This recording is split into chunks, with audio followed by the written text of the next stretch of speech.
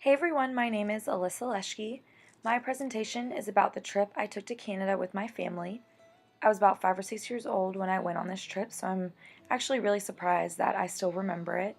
I think it was because it was the first time I went out of the country and I experienced a lot for that age. So before I start talking about the trip, I just wanted to talk a little bit about my background. When I was younger, I lived in New Jersey with my mom, dad, and my sister. The rest of my family lived in New York, so we were pretty close to the Canadian border.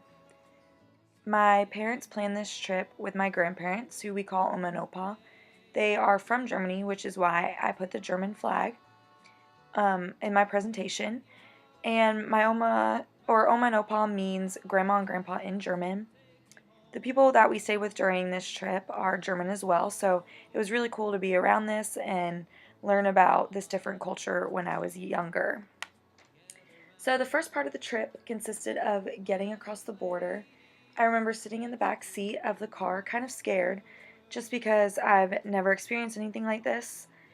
My parents handed the guards their passports and then mine and my sister's birth certificates.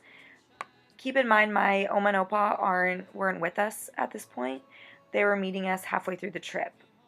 So finally, when they were done looking at all of our identifications and certifications and everything like that, we had to open the trunk of our car so that they could search it. So we were finally cleared and we were on our way to the Niagara Falls. So after border control, we went straight to the hotel. The view from our hotel room was gorgeous. It was a straight shot of the falls. We got to the hotel when it was dark outside, so the Niagara Falls were lit up with all different colors. The whole rainbow was on the Niagara Falls, so that was really cool to be able to see that from our hotel window. So the next day, we all woke up bright and early because we wanted to go down to where Niagara Falls is. When we got there, we stood along the fence to take in this amazing natural waterfall. The water current and the actual waterfall itself is extremely strong, so by just standing along the fence, we were already soaking wet because of the mist. We decided to take the ferry tour so that we could learn a little bit more about the waterfall and get up close and personal with it. During the tour guide told us a story about how back in the day, people used to put themselves in a barrel and fall down the waterfall. I think I remember her saying only like one or two people ever survived that fall, which is pretty crazy to think about. So after we got off the ferry, we just walked around the town and visited all of the cute shops and went to a restaurant for dinner.